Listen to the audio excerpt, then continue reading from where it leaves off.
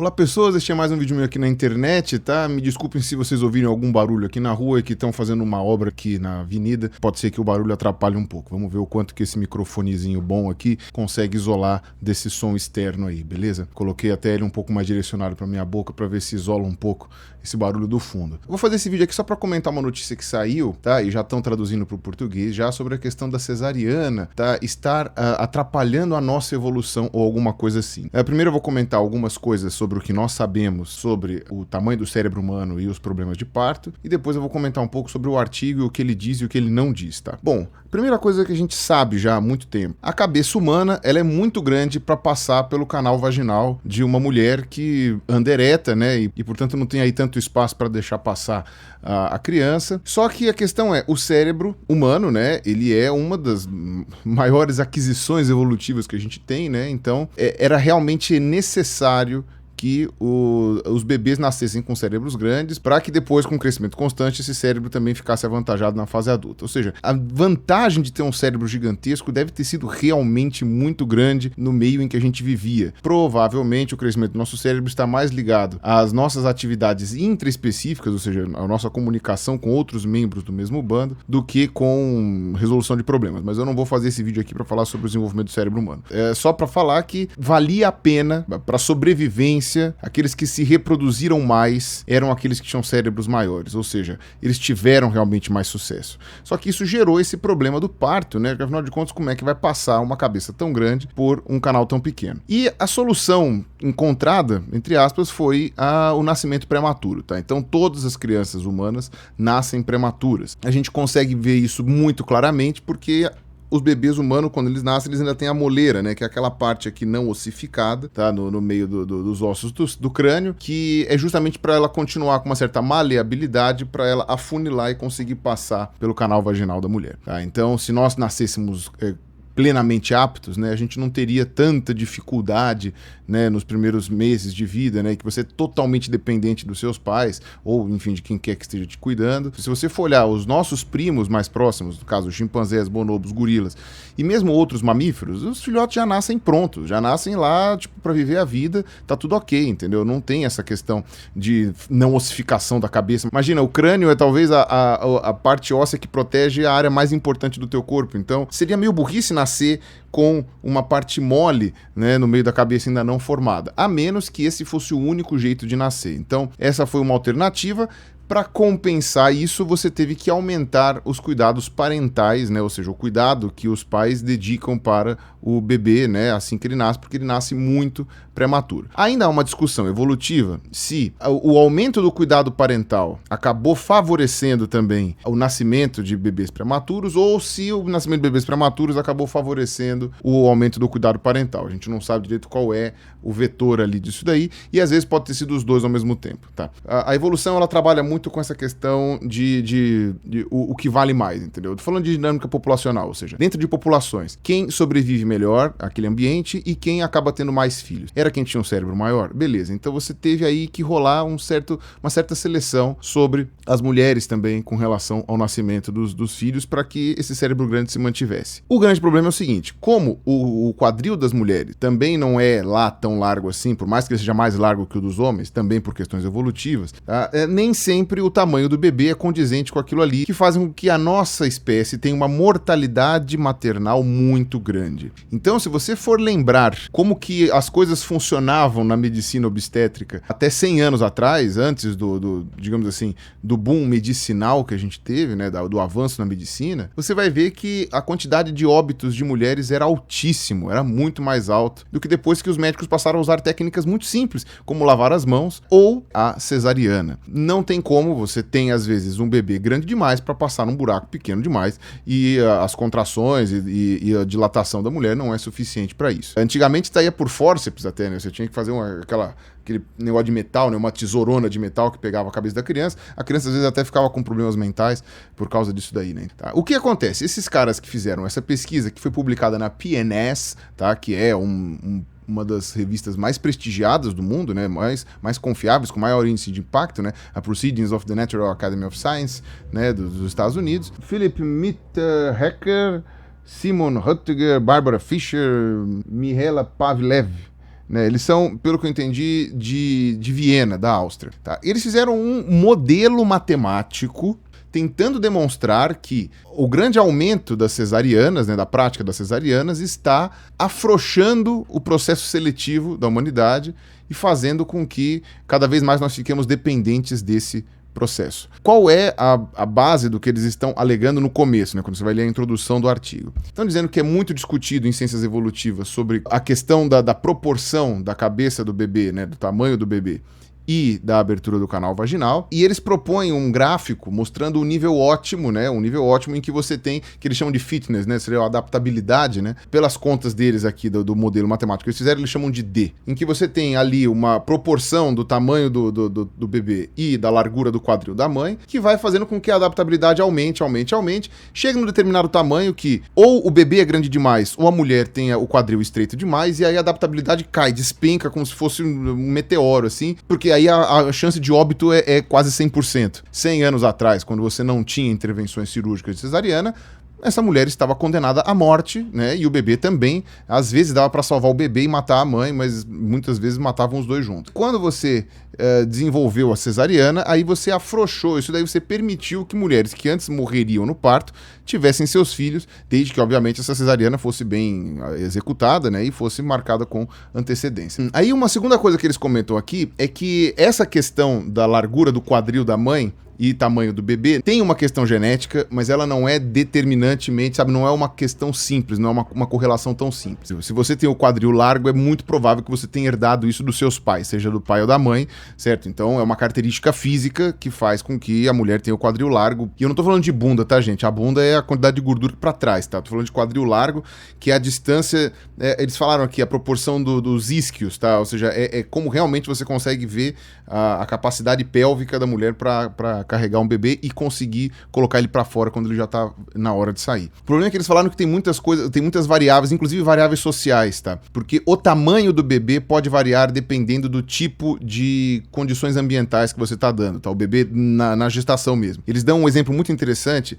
de mulheres da Índia que, por uma questão de pouca nutrição, desenvolvem tamanhos menores, quadris mais estreitos, tá? Então, nasceram na Índia, foram criadas, sei lá, passando fome, na miséria e tal, e aí tiveram, obviamente, o seu corpo não desenvolvido na sua total potencialidade genética, e quando elas vão para os Estados Unidos e passam a se alimentar melhor, passam a comer bem, passam a ter um aporte nutricional muito grande, elas ficam grávidas lá nos Estados Unidos, e o bebê, graças a esse aporte de boa nutrição, ele fica grande. Então, o bebê na gestação não está passando pelos problemas que a mãe passou quando era criança e mesmo quando a mãe estava sendo gerada na sua própria gestação. A mãe já não era um bebê que cresceu muito, porque provavelmente a mãe dela também não foi lá muito bem nutrida. Ela depois, na fase da adolescência, não foi lá muito bem nutrida e também já não cresceu muito, tanto em altura quanto em largura. E o filho dela não está passando por isso. O parto não rola. Não consegue se realizar o parto porque a mulher já é pequenininha, já tem o quadril estreito e o bebê é grande demais. Então, a genética não é capaz de explicar totalmente que você tem aí questões ambientais envolvidas nos dois pontos. Eles citam algumas referências bibliográficas aqui de gêmeos e mesmo outros que já tinham sido feitas em outras situações. E aí até eu tô olhando aqui um dos artigos que eles usaram como referência, falando que a variação genética do feto, né, do tamanho do feto, explica cerca de 31% da variação normal do tamanho na hora do nascimento, tá? Então a parte genética seria 31%, o resto seria ambiental, né, de como que essa gestação está se realizando. E a conclusão que eles fizeram nesse modelo matemático deles aí é de que o desenvolvimento da cesariana já aumentou em 20%, né, dentro do cálculo deles aqui, a quantidade de desproporcionalidade entre tamanho de feto e largura do quadril. Então eles falaram que de 3%, que seria a taxa normal da população humana, né, em que o tamanho do bebê não encaixa para sair normalmente, já chegou a 20% devido à prática indiscriminada da cesariana. Bom, eles não chegam a fazer nenhum juízo de valor se a cesariana é boa ou não, eles apenas dão essa informação no artigo. Eu não entendi lhufas da parte de cálculo, da parte das fórmulas que eles fizeram para desenvolver isso daí. Se vocês quiserem depois encher o saco do Rafael Procópio ou da Júlia Matemaníaca, talvez seja interessante, tá, para eles explicarem aqui essa parte dos cálculos aqui que os cientistas fizeram. Enfim, será que realmente o crescimento vai ser nesse sentido? Vai ser uma coisa tão rápida? E aí, no futuro, a seleção natural, como ela não está podendo agir nessas mães, né, elas não estão mais morrendo, elas estão tendo esses filhos, mesmo que elas não tivessem a capacidade de fazer isso de parto normal. Isso vai fazer com que no futuro todas as mulheres, ou sei lá, 90% das mulheres, ou a maioria das mulheres, tenham que recorrer à cesariana porque não vão conseguir ter o parto normal, simplesmente porque a gente não está mais selecionando esses fatores que a mortalidade selecionaria, né? Basicamente a seleção natural é assim mesmo, né? Quem não é selecionado morre, ou não consegue ter filho. No caso aí é mais óbito mesmo, é uma coisa bastante triste. Isso é uma pergunta que me fazem recorrentemente aqui no canal, sobre o ser humano parou de evoluir ou não. Não parou, eu posso fazer um vídeo só sobre isso no futuro, mas não vai ser aqui também que eu vou falar disso. Mas o fato é que a gente afrouxou sim algumas seleções naturais que antes eram bastante recorrentes. Por exemplo, antigamente, se você tivesse qualquer problema de visão, a probabilidade de você morrer era muito alta, tá? Eventualmente você podia sobreviver pela boa vontade dos membros da sua tribo, mas grosso modo você ia acabar morrendo, tá? Porque ia acabar pisando em algum bicho venenoso, ia acabar comendo alguma coisa estragada que talvez você não sentisse o cheiro, porque a falha de visão ela pode gerar uma série de problemas. Só que hoje, como a gente não vive mais na selva e a gente inventou lentes corretivas, né, para conseguir consertar os defeitos de visão, a maior parte dos problemas de visão hoje já não são mais selecionados negativamente. Ninguém morre mais por ser míope, hipermétrope, astigmata, ou às vezes até por ter algum grau mais grave de perda visual. Tá? A gente não morre mais por isso. A gente tem filhos com isso. Esses filhos herdam as nossas características, ainda que elas sejam recessivas. A miopia, por exemplo, é recessiva. E antigamente ela não seria herdada. Numa época de vida nômade, né, caçador-coletor, a gente não herdaria essas coisas, porque provavelmente quem tivesse esse problema ia acabar morrendo cedo ou tarde, ou não ia ter filhos, ou alguma coisa assim. Então, realmente, a gente afrouxou a seleção natural nesse ponto, e também tem um fator comportamental, ou seja, o fato de nós estarmos forçando mais a nossa vista mais cedo para mexer em televisão, computador, smartphone e tal, essas coisas todas. Leitura, né, aumentando a quantidade de leitura que nós temos, acaba fazendo também com que nossa visão, às vezes, desenvolva certas falhas, né, de acuidade, justamente por causa dos nossos hábitos. Então, você tem uma soma de fatores aí, fatores ambientais e fatores genéticos, né? Daria para citar outros exemplos também, mas vamos nos apegar ao exemplo da cesariana. Ok, ainda que esse cenário fosse verdade, tá? Vamos partir desse pressuposto. Do mesmo jeito que não é 100% das pessoas que usam óculos hoje, né? Não vai ser 100% das pessoas que iriam ter esse problema de obrigação da cesariana. Na verdade, eu não sei a quantas anda a proporção de uso de lentes corretivas na população. Eu acredito que, sinceramente, não chegue nem a 50%. Eu acabei de pesquisar aqui, pelo menos nos Estados Unidos, a porcentagem de miopia é 40% da população e a porcentagem de hipermetropia é 10% da população. Não dá para considerar o uso de óculos no geral, porque quase todo ser humano depois dos 50 anos acaba tendo que usar óculos para vista cansada. Então eu tive que considerar o nome específico das doenças de visão. No caso da Ásia, essa proporção está alarmante, está chegando a quase 90% da população jovem com miopia. E isso está relacionado provavelmente aos hábitos de vida dos jovens que ficam lendo muito e mexendo muito em telinhas e computadores e tal. Então eu vou deixar aqui embaixo também algumas reportagens sobre isso. E a cesariana, ela é um avanço, não adianta você falar que ela não é. Então eu acho assim que foi um grande passo civilizatório a gente ter feito a cesariana. Agora, por questões de praticidade, hoje muitas mulheres estão optando pela cesariana mesmo que não tenha necessidade. Isso é um dos pontos que meio que desabona o resultado dessa pesquisa. A gente não tem muito como saber se eles estão certos, porque hoje a gente não sabe quantas cesarianas são feitas porque o feto não passa pelo canal da mulher, ou quantas estão sendo feitas por N outros motivos, porque a mulher não tem contrações, então não tem a ver com o tamanho, tem a ver com os tecidos da mulher. Aqui num artigo da New Science que eu achei, tá falando que pode ter uma relação com a idade que as mulheres estão tendo filho, né? Então você tendo filho mais tarde acaba fazendo com que você tenha menos contrações ou tenha tecidos menos adaptados para isso, então você teria que fazer cesariana. Isso não teria nada a ver com o tamanho do bebê nem com a largura do quadril. Outra coisa também, falaram que tem questões de saúde da mulher também. Hoje, como as mulheres também, assim como os homens, né, estão um pouco mais obesas, estão tendo mais problemas de saúde como diabetes e essas coisas assim, é melhor você ter um maior controle do parto e para isso é melhor você fazer a cesariana. E aqui na New Scientist está falando que hoje em dia cerca de 25% dos partos no Reino Unido são feitos com cesariana. As mulheres podem fazer cesariana mesmo sem razões médicas. Enfim, até por uma questão também de você poder escolher o dia, né? Quando é o parto normal, você não sabe que dia que a criança vai nascer, você calcula.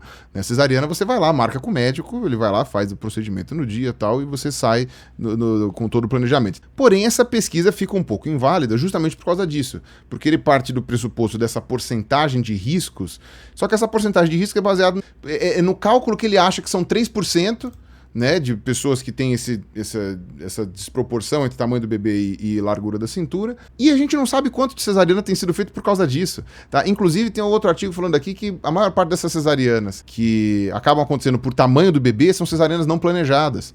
Ou seja, a mulher não queria fazer cesariana, não achou que precisava, chegou no dia, teve as contrações, o bebê não passa, e aí você marca o procedimento cirúrgico porque o bebê não vai sair, porque não tem espaço. No fim das contas, a cesariana não necessariamente está sendo feita por causa dessa desproporção, tá? Mas seria um efeito secundário do que aconteceria, e eu acho que isso é inevitável, acho que não tem como você evitar. Qual seria o grande medo disso? O grande medo é, a gente ficar sempre na dependência agora de procedimentos médicos, anestesia, tudo não sei o que, para ter filho com tranquilidade no futuro, flutuação populacional de mulheres de anca estreita e de bebês grandes iria aumentar muito, então não haveria mais a opção de parto sem cesariana para essas pessoas, né? Então seria um aumento proporcional, né, até os 20% de pessoas nessa condição em que não há mais a opção do parto normal, você tem que ter o parto por cesariana. Sei lá, cara, a gente já tá dependente de tudo isso daí hoje, já na nossa sociedade. O grande medo é o quê? Se a nossa sociedade colapsar no futuro, as mulheres voltarem a morrer a rodo. Paciência, você vai ter novamente uma pressão seletiva, né, uma pressão natural agindo ali em cima. Eu explico um pouquinho sobre essa questão de seleção natural em quadril largo naquele meu vídeo A Ditadura da Beleza, tá? Se vocês já viram, vocês devem lembrar, se vocês não viram, recomendo que vejam de novo. Pode ser que realmente isso seja um problema no futuro, se essa pesquisa estiver certa, já dando a demonstração de que provavelmente está faltando aí muitos dados para eles chegarem a algum modelo conclusivo. Isso é inevitável, eu acho que isso é meio inevitável, isso vai acontecer. E o avanço da área médica é justamente para que as pessoas possam corrigir problemas e fazer com que eles não sejam mais um problema, para que eles não atrapalhem mais a vida da gente. Se isso implica em fazer com que nós sejamos dependentes da área médica, né, porque nós não podemos mais contar com a seleção natural, acontece, até porque a seleção natural mata indivíduos, né? É assim que funciona a seleção natural. É sério, eu não consigo achar isso como sendo algo que possa ser reversível. Agora, se você prefere ter parto normal, se você acha que o parto normal é o mais adequado, é o mais correto, não sei o quê, eu acho que você está certíssima, eu acho que você tem mais é que lutar pelo seu direito de fazer o parto normal, tá? E arcar com os riscos que pode ter. Vale lembrar que hoje a mortalidade das mulheres, por causa da asepsia e das técnicas de obstetrícia, já estão muito baixas, tá? Claro, em alguns países subdesenvolvidos elas ainda são mais altas. Mas existe uma argumentação dizendo que o parto normal ainda é menos arriscado para a mãe, desde que obviamente assistido e com devida asepsia, do que a cesariana. A cesariana envolveria anestesia, envolve corte, envolve possibilidade de infecções, a mulher tem que ficar no hospital mais tempo, o bebê também, então existiria esse risco maior pela cesariana. Alguns números dizem isso, né, de que você tem aí 3 vezes mais risco de morte da mãe ou do bebê usando a cesariana do que o parto normal. Eu vou deixar aqui na descrição alguns artigos confirmando ou desconfirmando essas informações. Então a gente tem aí uma boa discussão, né, se a cesariana realmente deveria ser banalizada do jeito que foi. Mas um fator interessante é que nesse caso da desproporção tamanho do feto e largura da anca, como eu já falei, geralmente isso daí só é realizado em cesariana de emergência, ou seja, um procedimento de urgência, quando na hora percebe-se que o bebê é grande demais e que ele não vai passar. Então nesses casos, a cesariana é 100% necessária, você não tem outra alternativa, e quando a cesariana é bem empregada, bem realizada em situações necessárias, ela é a garantia, na verdade, né, de que a mãe e o bebê tenham chances de sobreviver. É uma escolha individual da mãe ou do casal, então eu acho que isso tem que ser respeitado, mas a gente não pode ficar cagando regra em cima da cesariana, porque a cesariana foi um avanço médico importantíssimo para a nossa sociedade. Tem gente falando que tem médico que está marcando cesariana desnecessária para ganhar dinheiro, tá? Ou seja, ao invés de você pegar uma parteira e fazer o parto natural, a cesariana é mais cara, né? Tem um retorno financeiro para o médico e para a equipe. Óbvio que um médico que está receitando um procedimento cirúrgico desnecessário para ganhar dinheiro é um picareta, é um charlatão. Não acho que a gente tenha que demonizar a cesariana por causa da picaretice de alguns médicos que podem estar fazendo isso. Eu não lembro se era isso que elas reclamavam, né? Reclamavam também do ponto do marido. O ponto do marido é uma coisa meio complicada mesmo, né? Dava um ponto a mais na vagina justamente depois do parto para que a vagina ficasse mais apertadinha. Tinha a ver com o prazer do marido, pro marido continuar tendo prazer na relação sexual. Só que aí você isolava o clítoris do negócio e aí a mulher passava a ter menos prazer na relação ou até não ter prazer. Então realmente daí é uma violência, a meu ver, totalmente desnecessária, escrota e que deveria realmente ser proibida, tá? Mas eu acho que isso daí já tá caindo em desuso, já acho que só obstetras muito idosos que fazem esse tipo de cirurgia agora com esse ponto do marido, tá? Não sei se a cesariana tá substituindo agora essa questão da flacidez vaginal da mulher depois do parto. Eu acho que essa discussão foge do escopo desse vídeo aqui. Só queria mostrar para vocês essa discussão que agora apareceu aí nos jornais e tal, e eu acho que talvez fosse interessante para vocês verem, né, como que é feita a pesquisa científica. Então, é uma possibilidade interessante que o artigo levanta. O artigo mesmo não dá muitos dados que sejam muito conclusivos com relação a isso, e se ainda que ele esteja certo, não acho que tenha nada que a gente possa fazer contra. Eu acho que era isso que eu tinha para falar para vocês, tá? Se tiverem mais alguma dúvida, deixa aqui nos comentários. Qualquer coisa eu gravo um outro vídeo complementando esse aqui. Beleza? Então um abraço para vocês, até mais e falou!